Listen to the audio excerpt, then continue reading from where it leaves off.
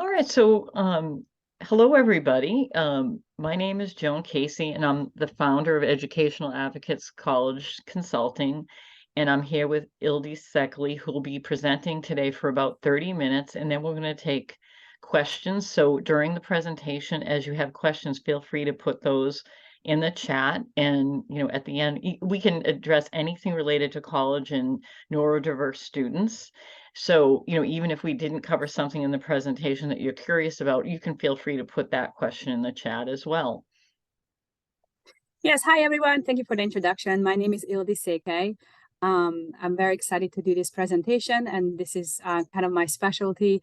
I used to work at Boston College and Northeastern University in student academic support services, and I can talk about the different type of offices that are out there for in the higher education. I also been a special education teacher in high school. So my goal with this presentation is kind of bring those two together and talk to you about what you need to look out for in high school, and as well as how does that translate that to the academic scene.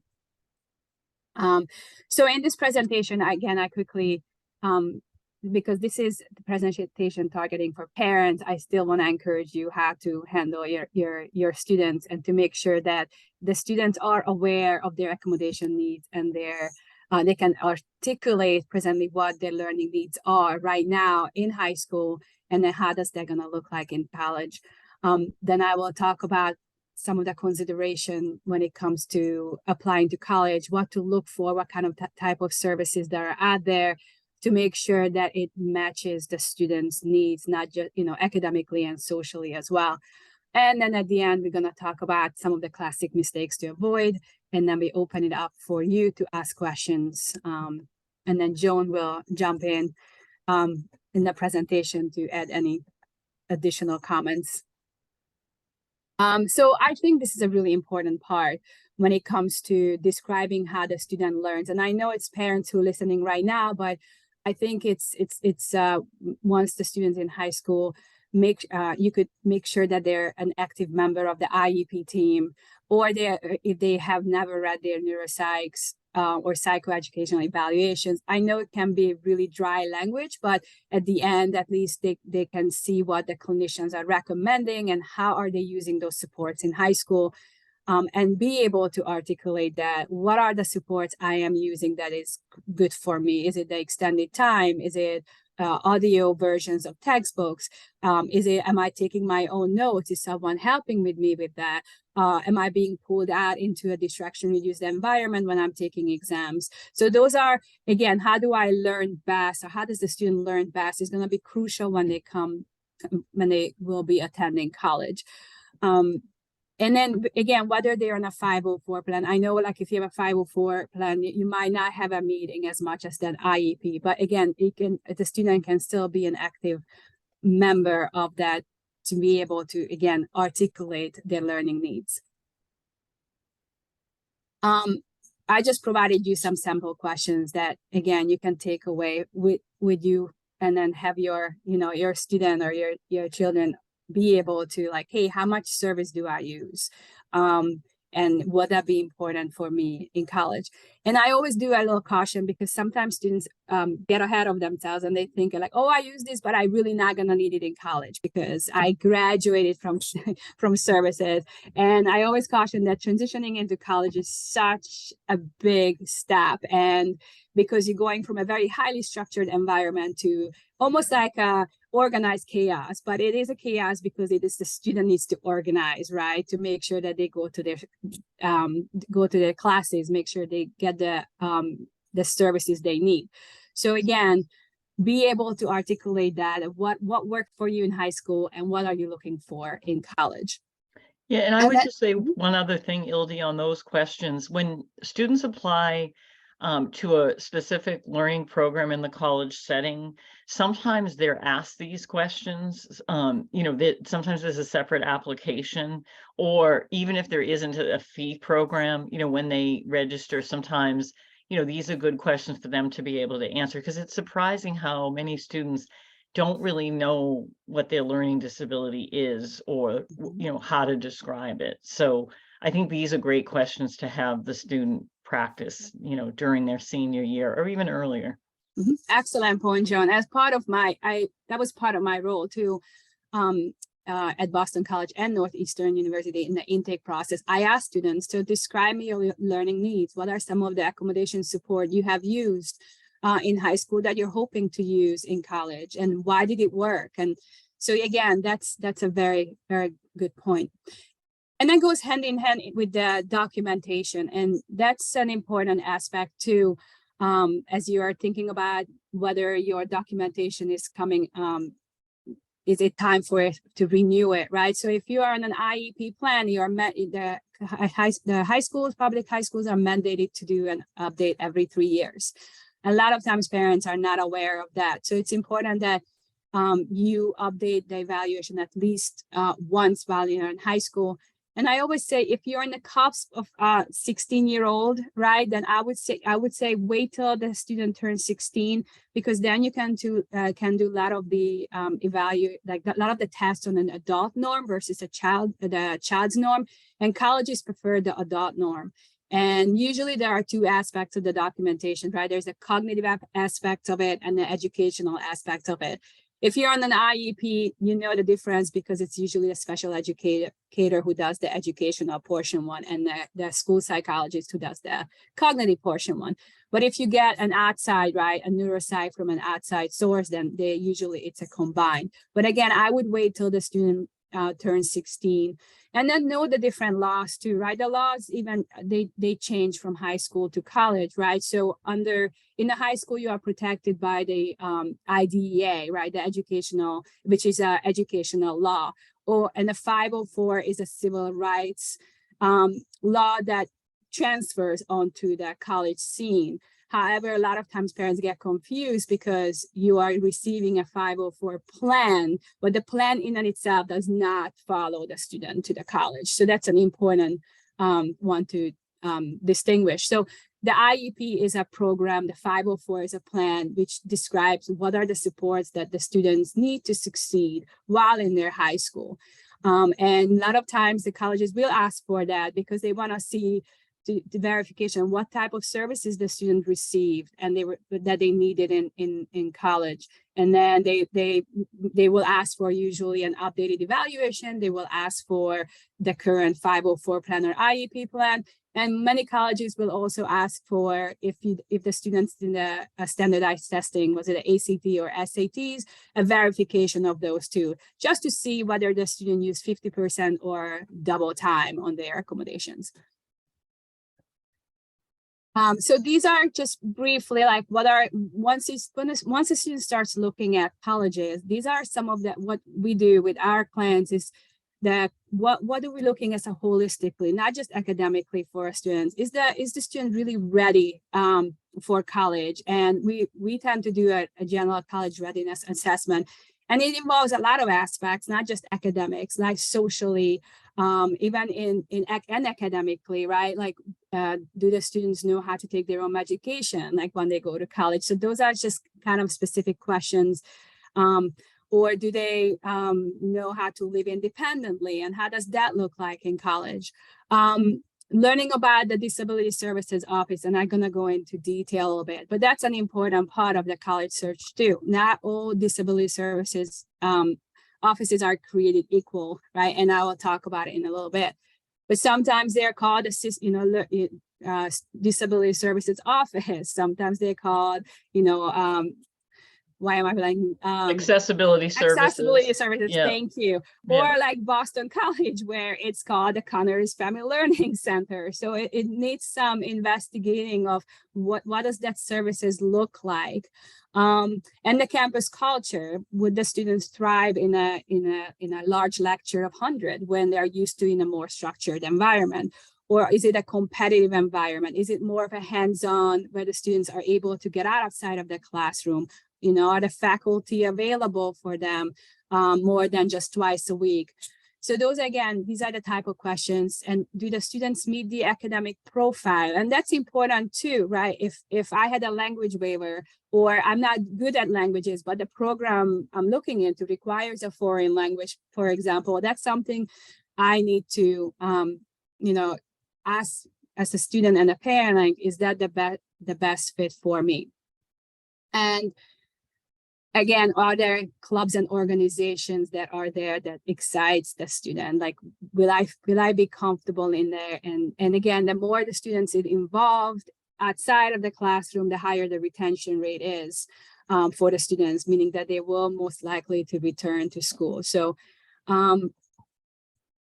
then goes into the college support. And I think this is the part I really want to emphasize on, because accommodations, there are two key words, right, that are often used and unfortunately interchangeably, and I like to separate them: accommodations versus modifications, right?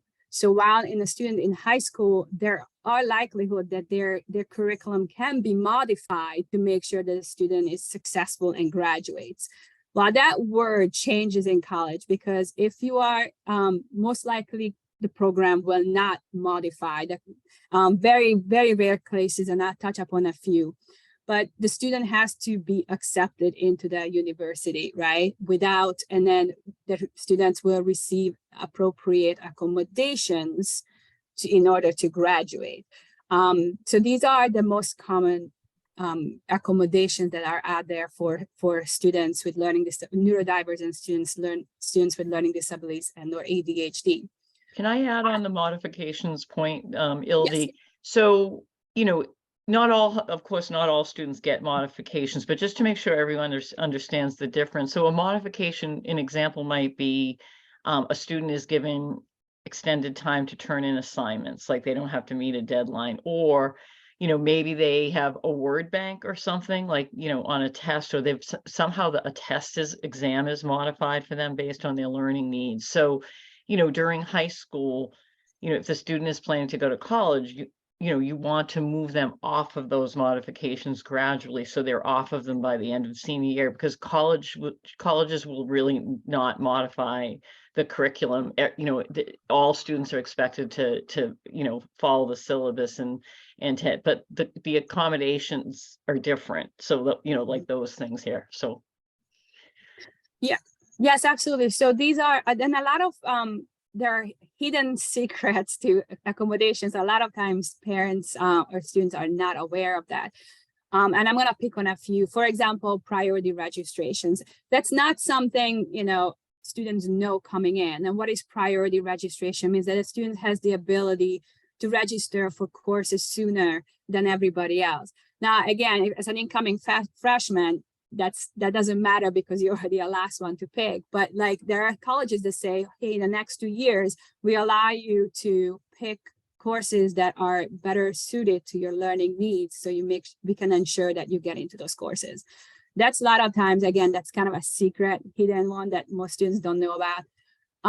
The foreign language waiver, and the other one that I've cautioned students, because not all colleges will provide a foreign language waiver. So you have to have, if you are an IEP and you've been excluded from languages, then I would just make sure that's in the documentation and it's documented clearly that the student has received a foreign language waiver, right?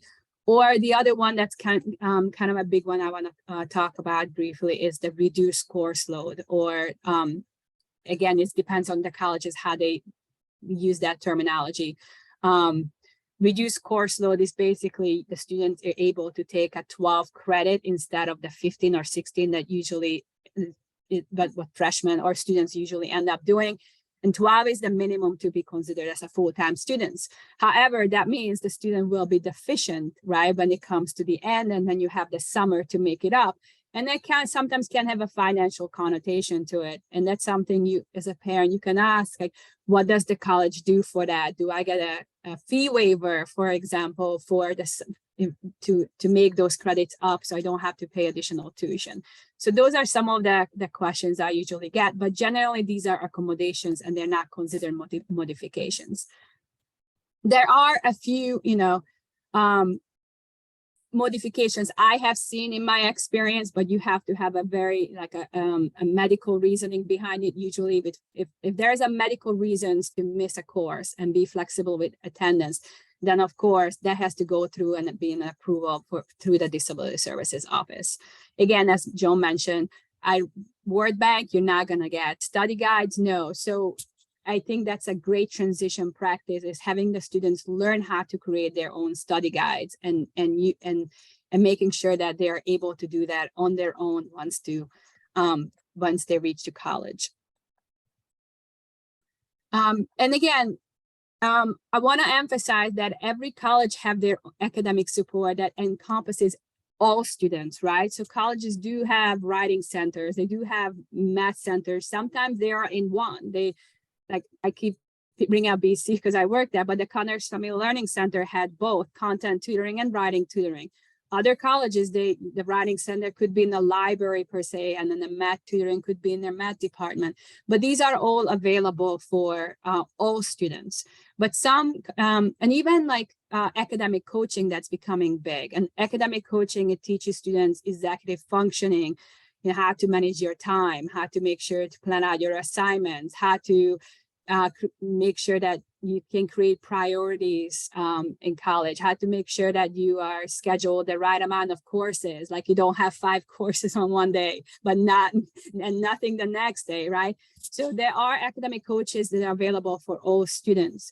But then you have to really dig into the search of, and I'll be in after these slides, I'm going to talk about the type of supports that are available for neurodivergent students, for students with LD and ADHD.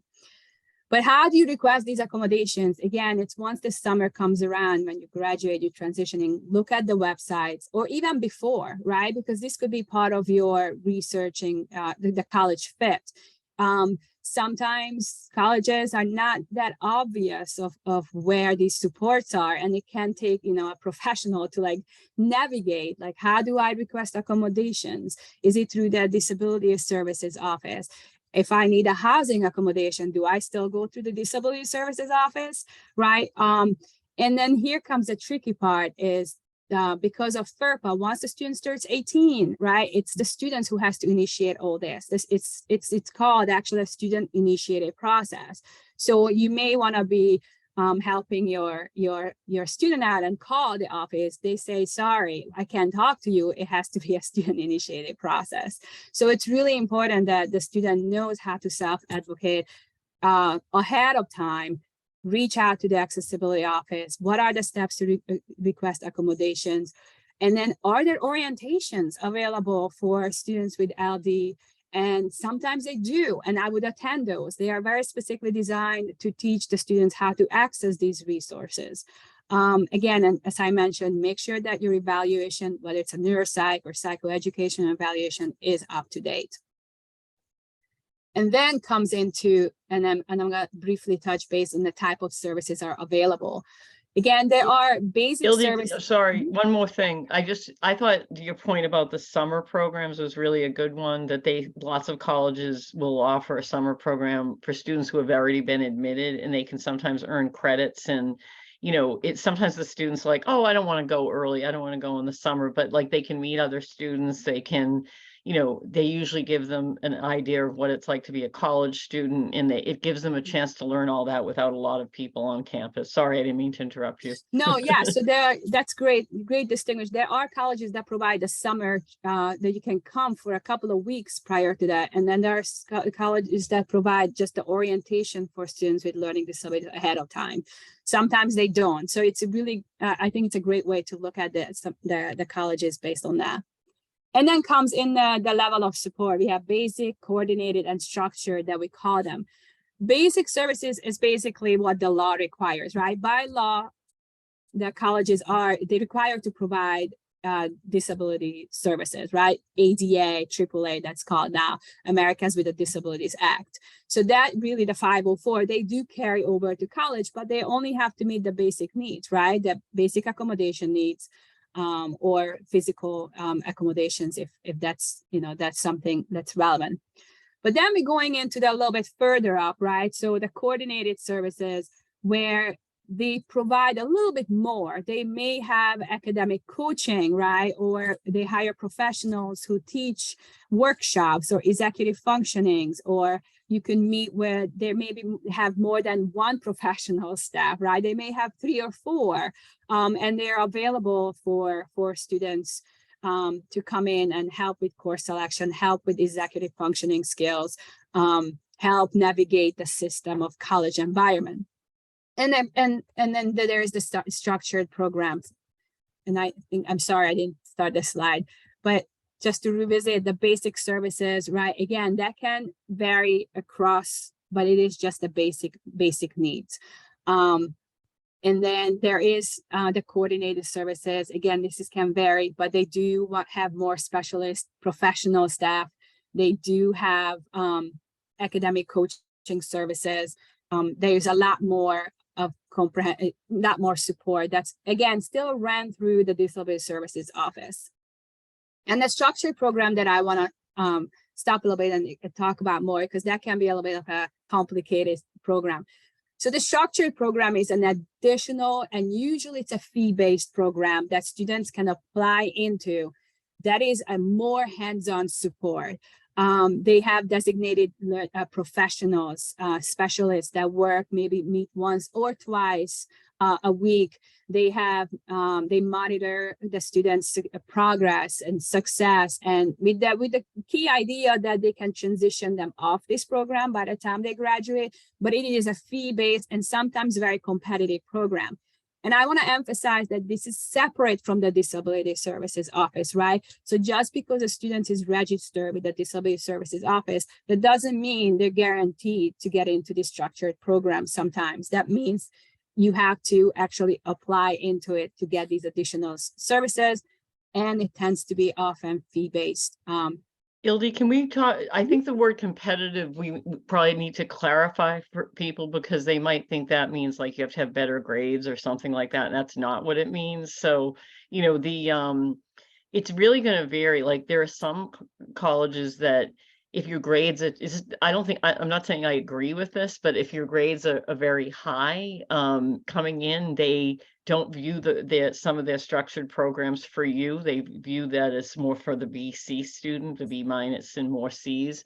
The other way it can be competitive is sometimes they have limited spots. So if you don't apply early enough, you might not get in. So they're looking to see if it's a good fit, you know, if they feel their program is going to meet the needs you have. And then they're looking, you know, they obviously fill very fast. So that's what so everyone's clear what we meant by competitive. Yes, thank you. That's very great point. So when I meant competitive is that they do fill out very early on. And that's why it's important to look at the colleges that offer these programs and see how the application program for those colleges work.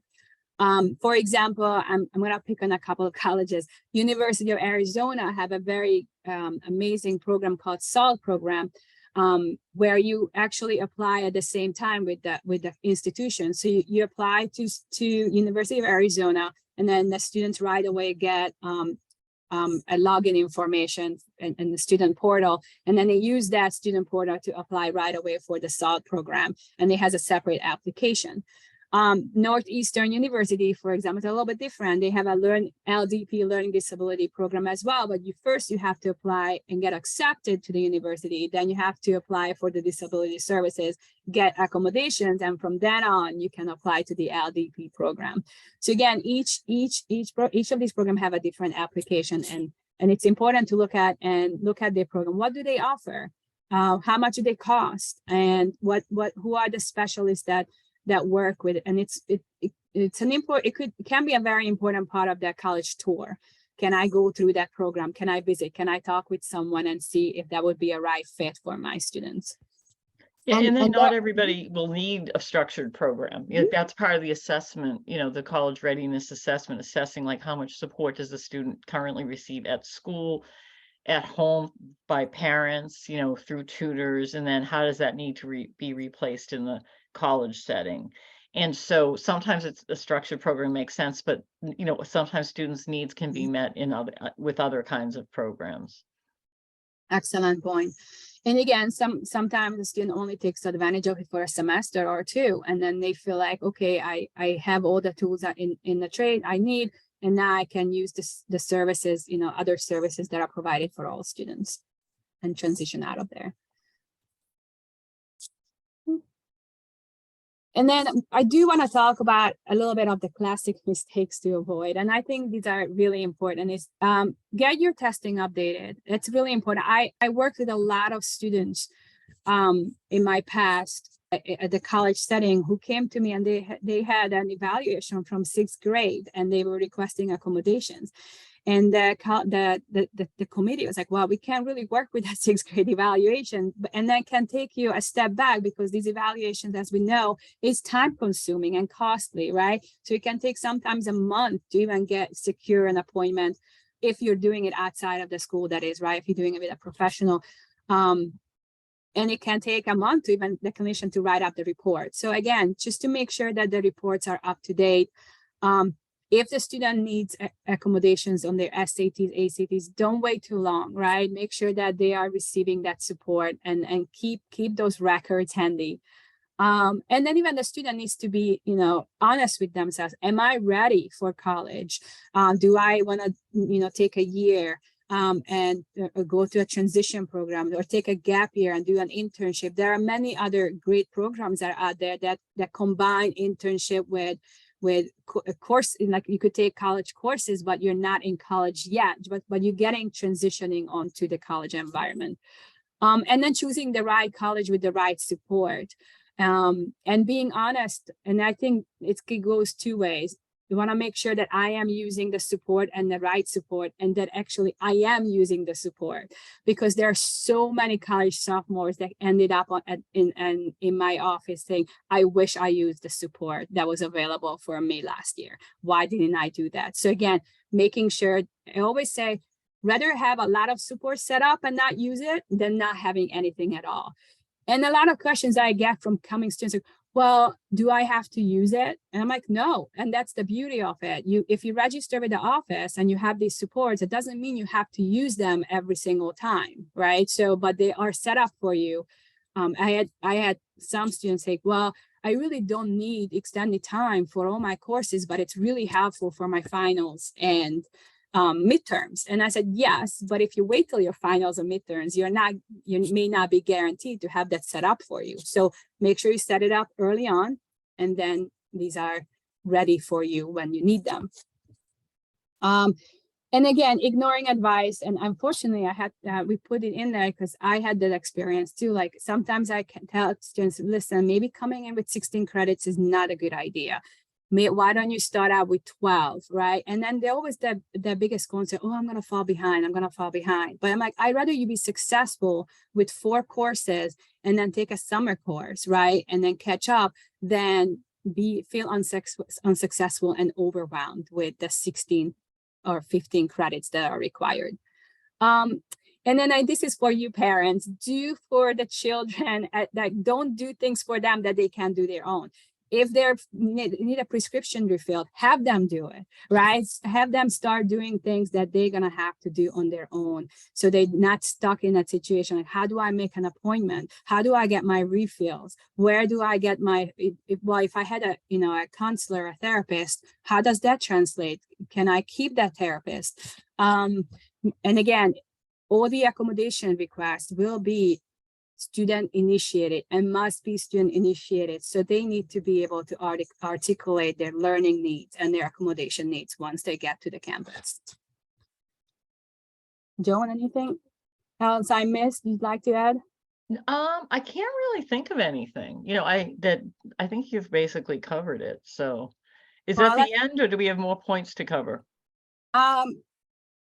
I think this is the end. We have some questions and answers. Yeah, okay, let me, so that would be a good time to put questions in the chat if there's any, including anything that we didn't cover, because this is such a big topic. So the first question we have is, can a college athlete receive accommodation for a reduced course load and still meet the standards for the sports team?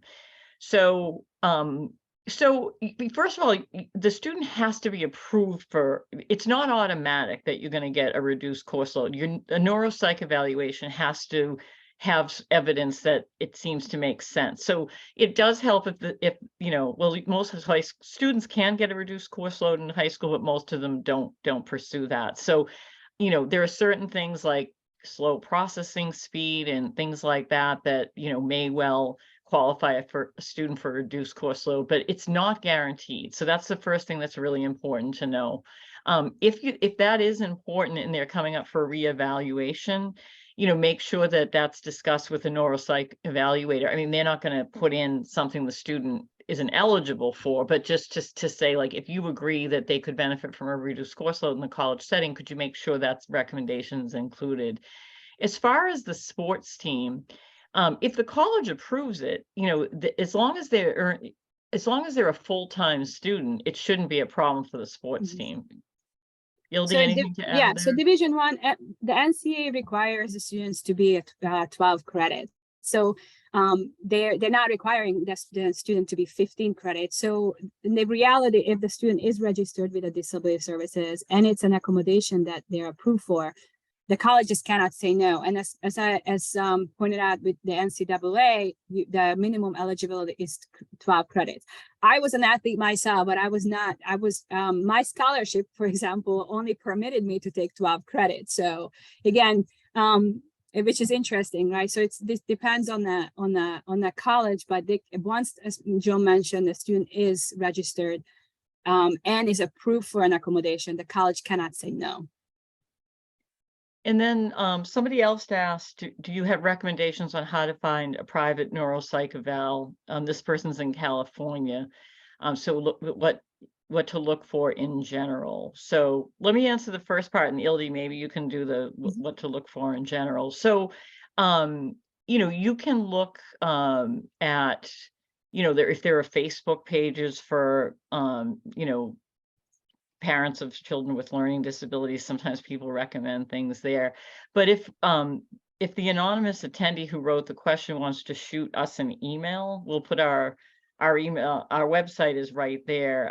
And both of our emails are our first name initial and our last name at educationaladvocates.com. We would be happy to post on a listserv for one of our professional organizations to ask people, can you recommend good evaluators and tell us what part of California you're from? And we will be happy to do that and email back whatever information we find. So are there any other, and there aren't any other questions in the chat, and we're delighted to answer more questions if you would like. So, if not, maybe we'll just talk a little bit about some common questions that we weren't sure we'd have time for. But one thing that comes up a lot is, should students disclose their disability in their application? So, absolutely, if students want to disclose in their application, they can and should. I mean, under law, colleges are really not supposed to consider disability or not consider disability in accepting a student. It's not supposed to come into play. But typically we advise students that, sometimes there's not a reason to, like, maybe the student has been pretty consistent with grades. They're applying to a college where their grades are very much in line with the admitted student profile. These days with test optional, if their scores they don't feel represent what they know, they don't have to. But there are some instances where it might make sense. So for example, maybe maybe the student didn't really learn well online during the pandemic, and they want to explain that because they had a dip in grades that year. Or maybe there's been a life event in the family, some kind of hardship or illness or something like that. So I think anytime there's a discrepancy in the academic record, or maybe the student for some reason wasn't able to do as many extracurricular activities, anytime there's something like that, it might be worthwhile to disclose. And we usually recommend that the student disclose in their additional information section of the common application. That way they can use their actual college essay space to write about some other aspect of themselves. So that's typically what we recommend. And yeah, just to add to that the students, the admission staff, they receive the transcripts, right? And it's really hard to hide on the transcript that the student received support, because it says on this transcript that had a learning, or it's in one way or form, it's on the transcripts anyway. So the admission staff already know whether you disclose or not. Right, right. Unless they're on a 504 and didn't have direct services, then they wouldn't know. But I don't think, there's nothing to be concerned about that either, because, colleges are going to evaluate the student based on their performance and what their teacher recommendations say and so on and so forth. Somebody asked, is it better to have a private neuropsych testing that her child was tested through the public school? Is that in 10th grade? Is that enough? I think that's enough. Like, I don't think it's necessary to spend money for an outside evaluator unless you're not satisfied with the support and services you're getting through your school, or unless you don't feel like it was a well done evaluation. But otherwise, if it's working and your son is getting what he needs, I think that's fine. Hildy, anything to add? Yeah, interesting. Yeah, that's a really good question. I wouldn't spend the money if you don't have to, right? Because they are very expensive. And then if you are in the IEP, the high schools are mandated. But interestingly, what I have seen, and again, these were students who came outside of Massachusetts. So to BC, is sometimes the schools only do one, and not the combination of that evaluation. So I've seen students come in and they're just giving me their educational portion of the evaluation. I'm like, where is the cognitive one? And they're like, well, we never done that. That school has never done it, which I thought was very interesting. So just make sure that when you're turning into your evaluation, that it has both the cognitive portion done by the clinician, the high school psychologist, sorry, I'm mumbling that, and the special educator. And usually high schools combine both, so they should be on one report. But that's something to look out for, because as I said, I have seen one and not the combination of the two turned in before. Yeah, so like the cognitive one is if they're under 16, usually the big focus is the WISC, the Wechsler intelligence scale for children. And then when they're 16 or older, it's the WAIS, which is the Wechsler adult intelligence scale. I hope I'm getting the acronyms right. I know I'm getting the acronyms right. I hope I'm getting what they mean right. Yeah, and sometimes, outside and clinicians prefer the Woodcock-Johnson. I've seen that for cognitive one too. And sometimes they do both. So so other commonly asked questions. So, again, just to recap, if this child is on a 504, that ends when they graduate. And even if they are on a 504 in college, it will be a different document governed by a different law. So, sometimes people will say, oh, well, I should get off my IEP and go on a 504 because I'm going to need that 504 for college. No, stay on the IEP, because that 504 you get in high school isn't valid in college anyway. So that's kind of misinformation that gets floated around a lot. Any other common myths or misinformation pieces that we should address here? Ildi, anything else come to mind?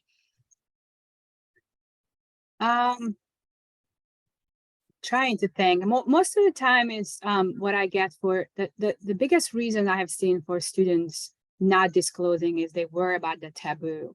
Like, oh, I don't want to be singled out, or I don't feel comfortable. I used that in high school and I was always pulled out of the classroom.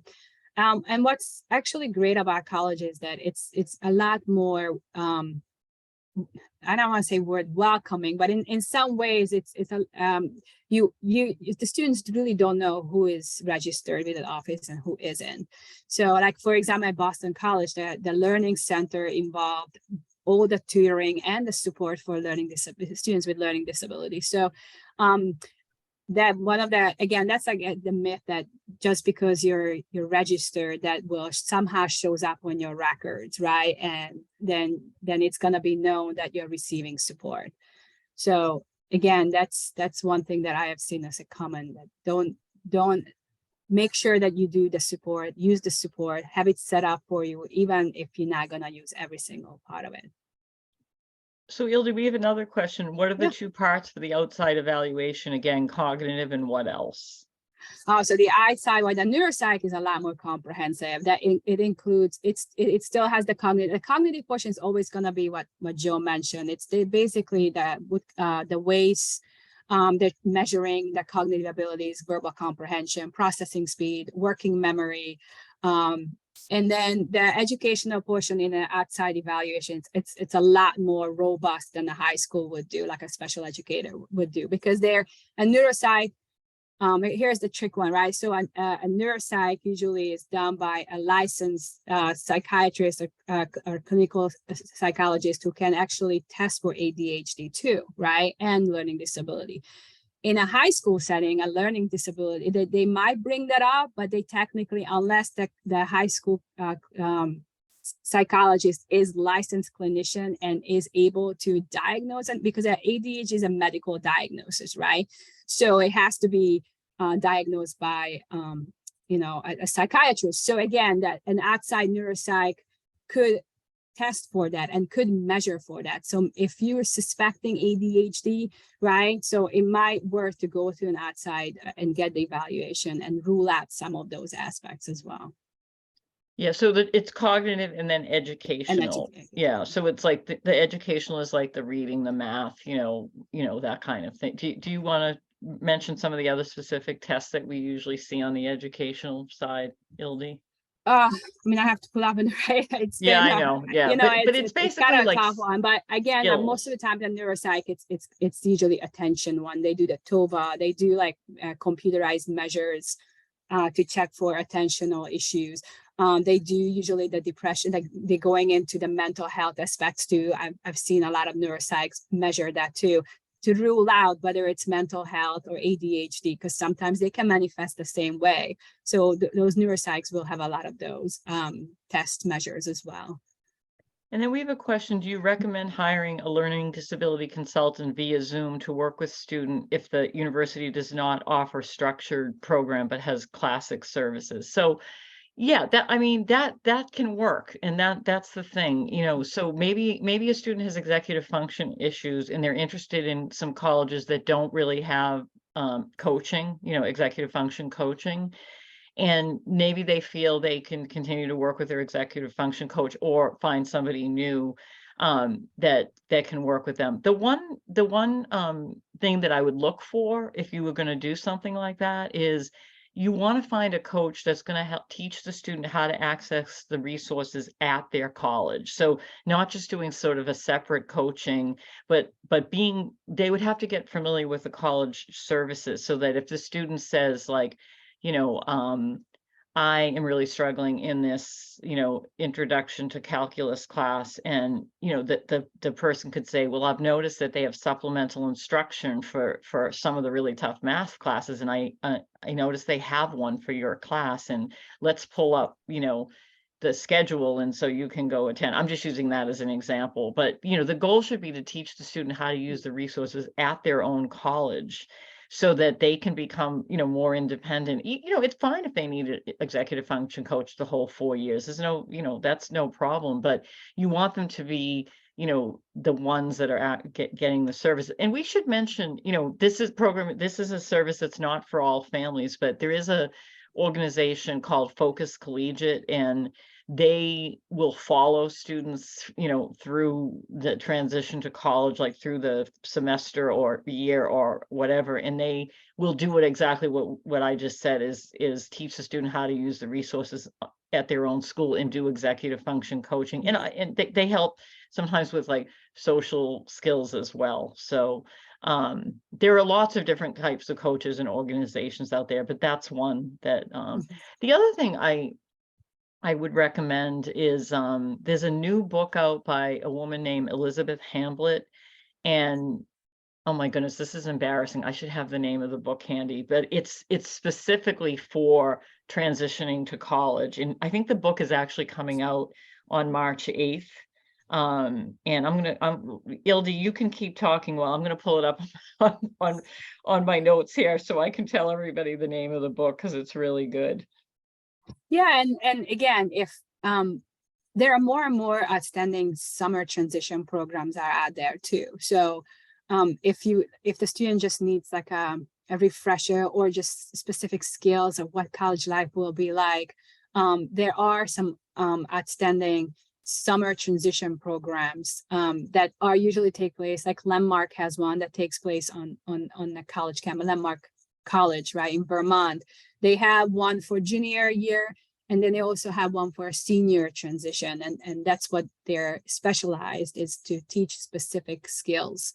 But not all students will need that much of a comprehensive. And what I like about Focus Collegiate, again, that's more if you're local, right? They do have a 3-week Boston program. Like they actually live on in Boston, and they teach those independent skills as well before the students goes to college, and then they follow the students to college. But they do have a component that they do require students to go through that 3-week Boston program just to get acclimatized and get to know the specialist that they're going to work with, and then the type of support that they will be needing in college. So I am putting the name of the book in the chat here. So it's 7 Steps to College Success, A Pathway for Students with Disabilities, and the author is Elizabeth Hamblett, and you can order it on Amazon. This is a revision of an earlier book. So the new one, it might have shipped already, but it's out. I think it's out this week. So it's really like tells you everything you need to think about for the transition to college. So it's a really great resource. I wanted to say something like, yeah. And we can hang out here and take questions. The key takeaways, and I still like, not all college websites are transparent, and I wish they were, right? So they're not always transparent in the type of support they're offering. So sometimes I even have to be very specific in my search on that college website. And I usually look for the Accessibility Services Office. Then I look for academic support for students, because sometimes it gets kind of buried in their language of where can I find the type of support I need for the students. And sometimes it's not through the Disability Services Office. Like I have found, institutions where they do provide one-on-one academic coaching, and they do provide workshops for students, but it's not necessarily through the Disability Services Office. So again, if you're looking for colleges and the right fit, I would always spend some time on the college website and just look for, key information for resources for students. So I'm going to repeat the name of the book because somebody just let me know. I didn't realize the chat was disabled. So let me just repeat the name of the book. It's 7 Steps to College Success and A Pathway for Students with Disabilities. And the author is Elizabeth Hamblett, and that's spelled Hamblet.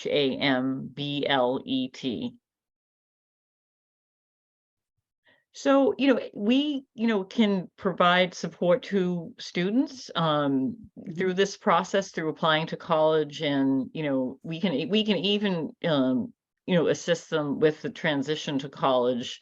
If we feel the students' needs are greater than what we can provide, we would recommend a different source for the transition piece, but we can actually do quite a bit. So, you can get in touch with either Ildi or myself. Our website is educationaladvocates.com, and you can reach either of us by email with our first initial of our first name, last name at educationaladvocates.com. So if you have any follow-up questions following this meeting, feel free to reach out.